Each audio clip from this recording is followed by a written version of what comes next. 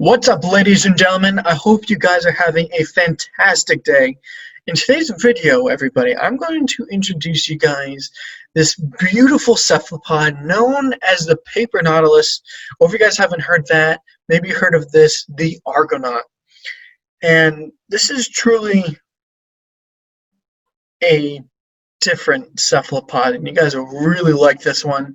And after doing a lot of research about this cephalopod, because I didn't know much about this animal at all, and doing a lot of research about it, it's becoming one of my favorite cephalopods so far, and you'll see why. But of course, before we get into this video, if you guys have been around and subscribed to my YouTube channel but haven't liked my videos, please like some videos, because I'll kind of make my videos more appealing to everybody when it has more likes.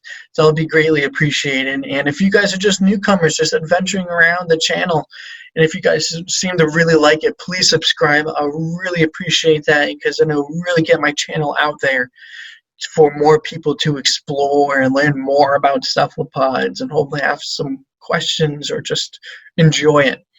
And then, of course, hit that notification button so you guys can get notified for future videos. And let's get right to the video, ladies and gentlemen. Here we go.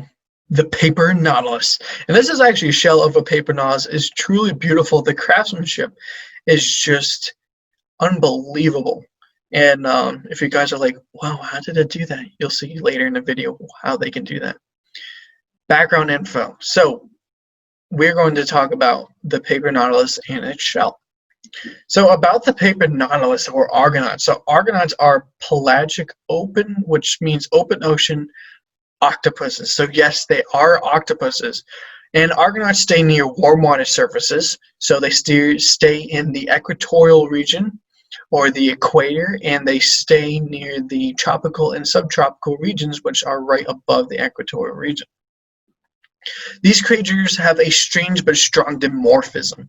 And dimorphism, guys, means characteristics in animals. So it can be size, color, a bunch of other things I just cannot think of right now. But this can also be seen through amphibians, insects, reptiles, and many other animals.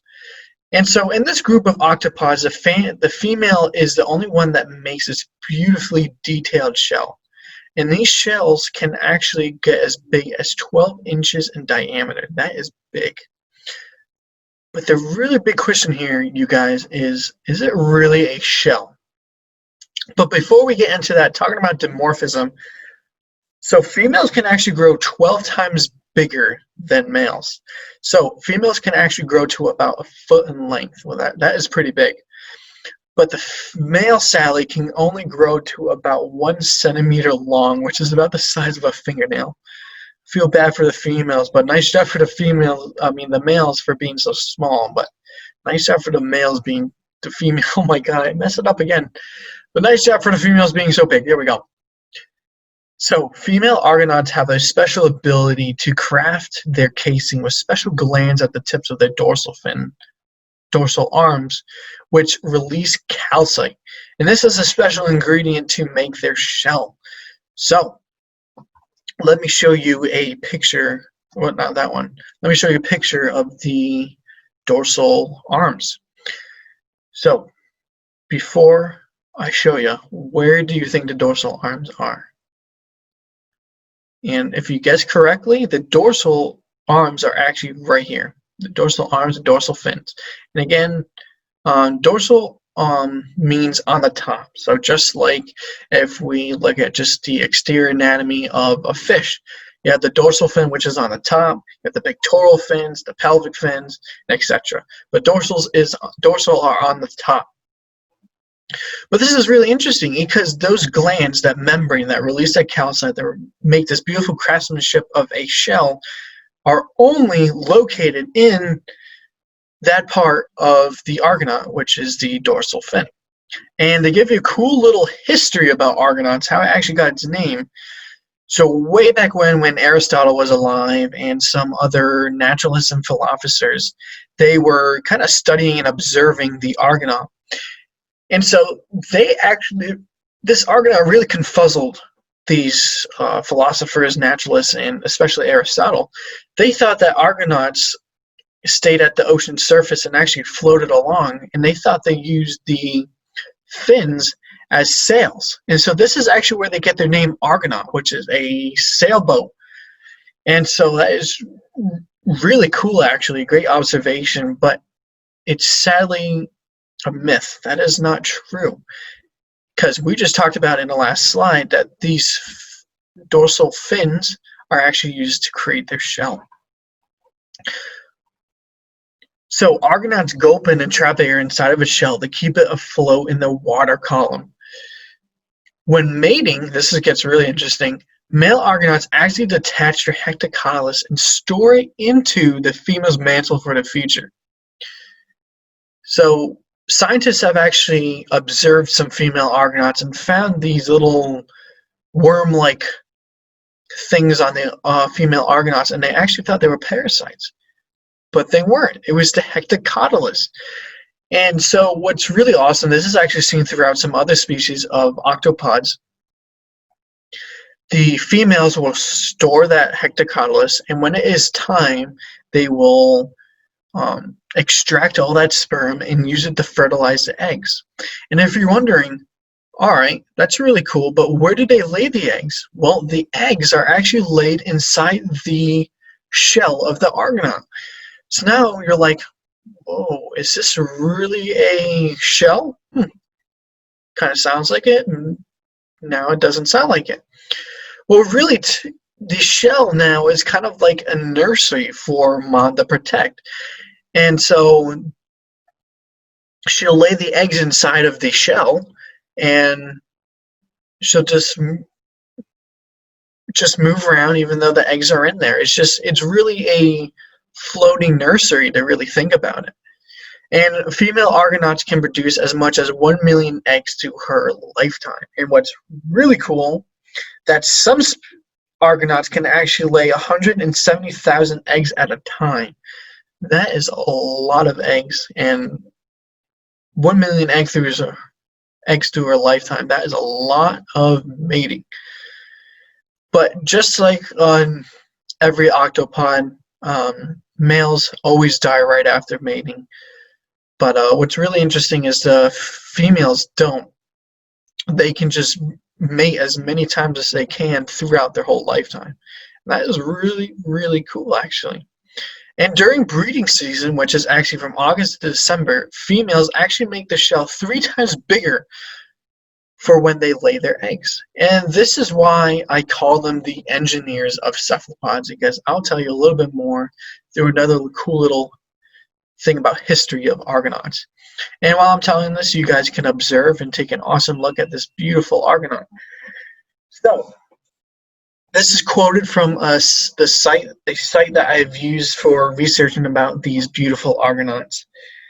But I just want to say in advance, I'm sorry I say this girl's name wrong, because she is French and I don't speak French and I'm not good at pronouncing French names. So, Jean Villepreux Power. So this woman was a skilled seamstress and embroiderer in Paris.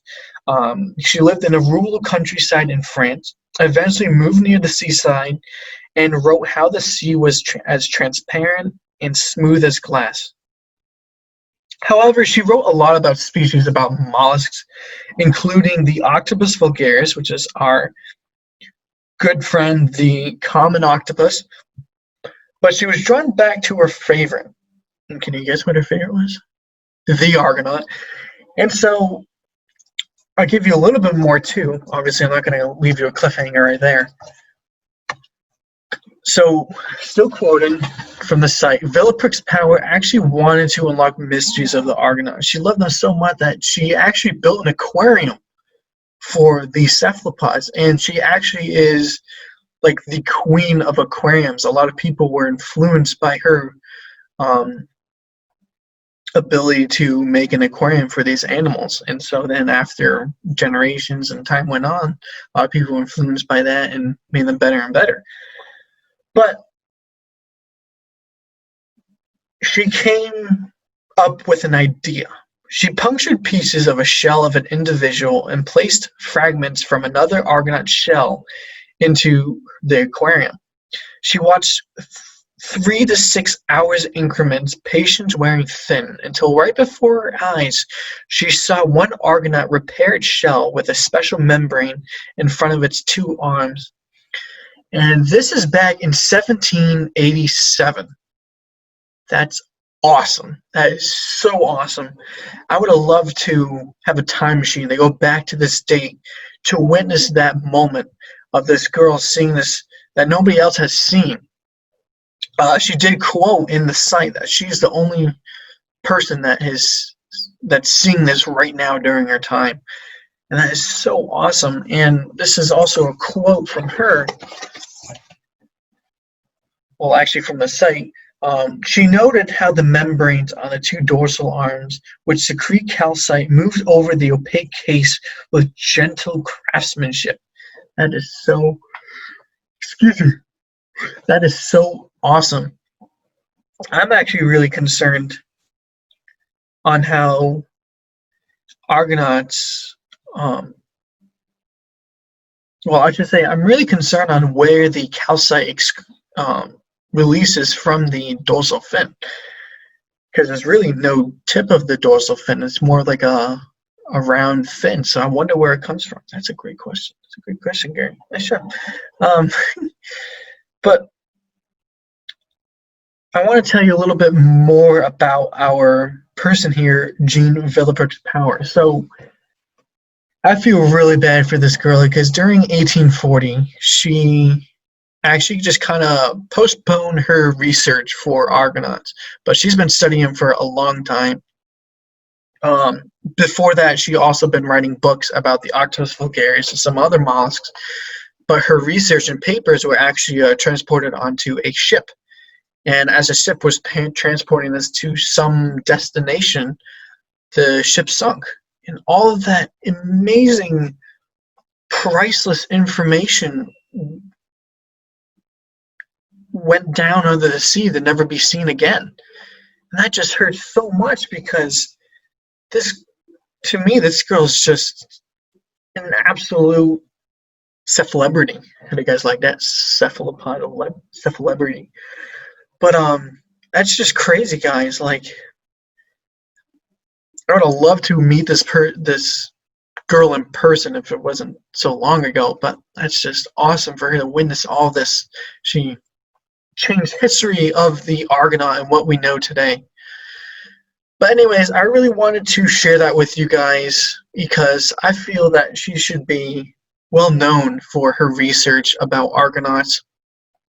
And I hope you go, when you guys see this video, hopefully really share about this so we can get her name out there and how much she has done to study these cephalopods and Argonauts.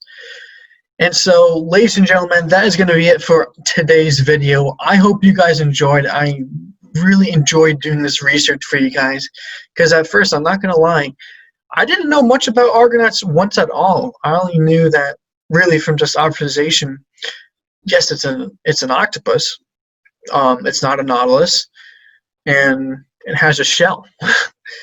And then I researched more, and actually how I made this video was my dad, when he was holding my shell, I actually have a shell of an Argonaut, he was like, why do they have the shell? Do they make the shell or do they take the shell? I'm like, that is a fantastic question, Dad. I'm going to research about that, and I'm going to make a video about it, and look where we are now. It's awesome. Again, I hope you guys enjoyed it. This was awesome. Again, hope you guys have a fantastic day. I'll catch you guys up in the next video. Peace.